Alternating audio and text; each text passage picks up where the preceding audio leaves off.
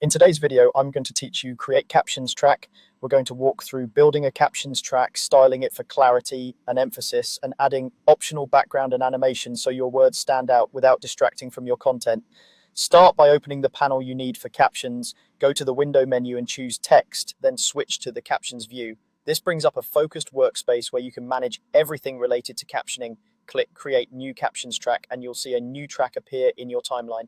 Type your lines directly into the captions. Keep each line concise and readable, and try to match the timing to the speaker so the words appear as they're said. Short phrases are easier to scan, and staying under 2 lines helps prevent clutter. Now let's style the captions so they're easy on the eyes. Open the Essential Graphics panel. With your caption text selected, you can adjust the font, size, and color. Choose a font that's clean and legible on both desktop and mobile screens, and size it so it's readable without covering too much of the picture. To guide attention, change the color or weight of just a few words you want to emphasize. For example, make one keyword bold or turn it yellow while the rest stays white. High contrast is key. Bright text on a darker background or vice versa maintains readability. If you want a stronger emphasis, you can add a background highlight behind the important word. In the Appearance section of Essential Graphics, enable Background.